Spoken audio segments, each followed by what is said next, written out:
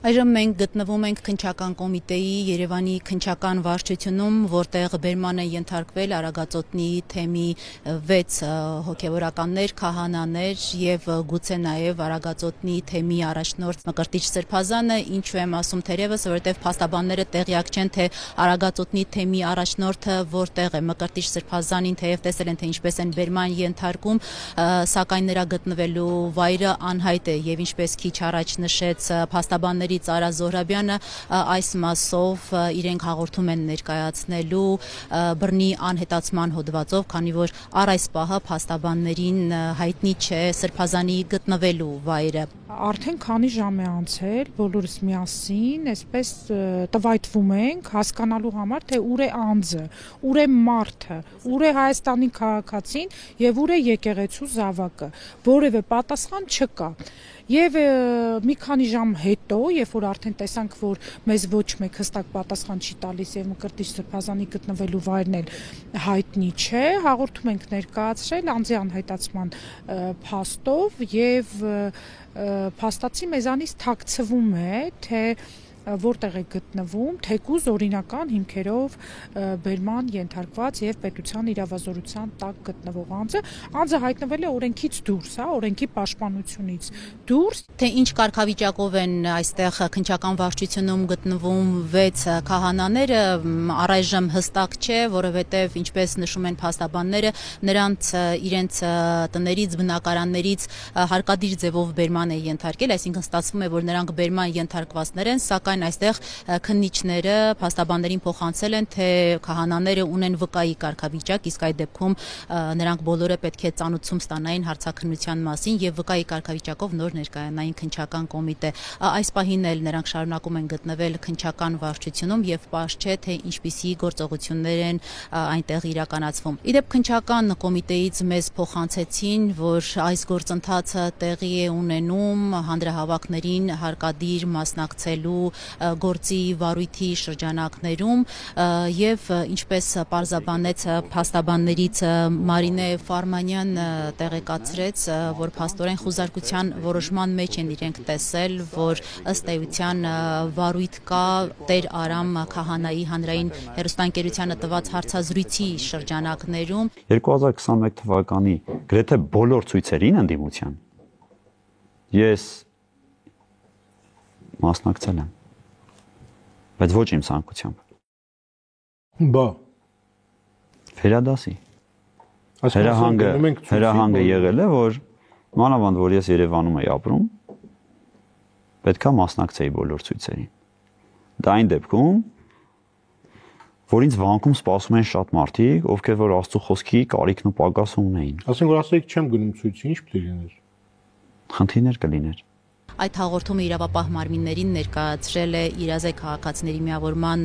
ղեկավար Դանիել Յովհաննիսյանը։ Մեր տեղեկություններով քրեական գործը առնչվում է այդ հավաքներին իբրև հարկադրելու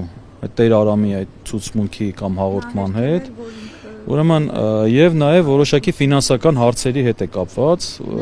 Իդեպ Արագածոտնի թեմի առաջնորդ Մկրտիչ Սրբազանի գտնվելու վայրը անհայտ է նաև Մայր Աթոռի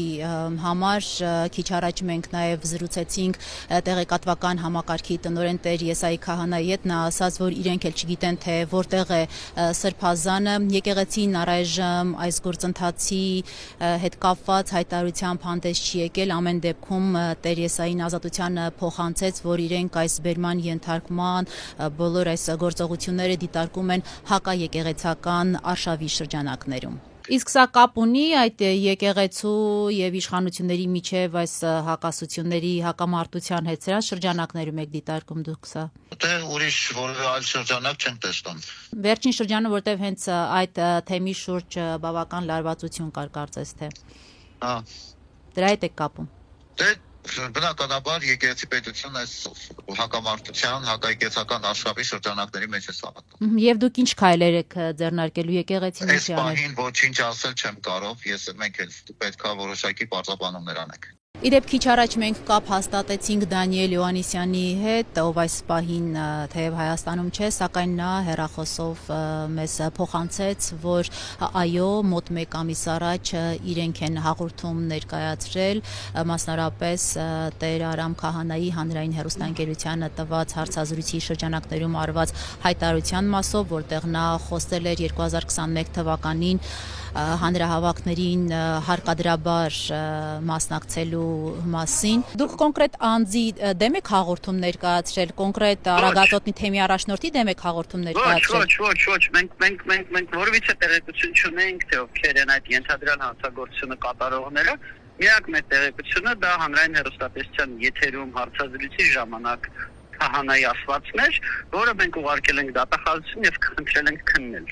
Որևէ այլ մանրամասներ եղելիության հետ կապված մենք չունենք, քան հրապարակային հարցազրույցը։ Մենք ցանկացած դեպքում, երբ որ իմանում ենք, որ կամ ինչ որ հրապարակային տեղեկատվություն է հայտնվում, որ ինչ որ մեկին պարտադրել են հանրահավաքի մասնակցել, կամ օրինակ վճարել են հանրահավաքի մասնակցելու համար, մենք այդ բոլոր դեպքերով միշտ ներկայացնում ենք հանցագործության մասին հաղորդում եւ մեզ համար տարբերություն չկա, թե ով է դա անում, իշխանությունը, ընդդիմությունը, չգիտեմ, եկեղեցականները, աթեիստները, մեր համար որևիցե տարբերություն չկա։ Մենք միշտ հաղորդումները ներկայացրել ենք։ Եվ քանի որ քննչական կոմիտեն քրեական վարույթը հարուցել է հենց Տեր Արամ Քահանայի հարցազրույցում հնչեցրած հայտարարությունների մասով, մենք նաև կապ հաստատեցինք Տեր Արամի հետ, պարզելու նրա գնահատականը, արձագանքը 6 հոգևորականների, այդ թվում նաև Սրբազանի բերման ենթարկելու հետ կապված։ Տեր Արամն ասաց, որ չի հավատում այդ տեղեկատվությանը եւ պետք է անձամբ ճշտի իրոք հոգևորականները բերման են ենթարկվել, այդ թվում նաև թեմի առաջնորդը, որից հետո արդեն կտա իր գնահատականը։ Եկեք փորձեմ մի հատ հասկանալ ինչ է առհասարակ կատարվում, որովհետև այսպես առաջին անգամ լսում եմ ու հիմա ասում եք, որ արդեն գնահատական տամ մի բանի վերաբերյալ, որ ընդհանրապես ինֆորմացիա չեմ։ Ձեր հայտնած տեղեկությունները կփորձ տապել, նոր կարծիքս կհայտնեմ։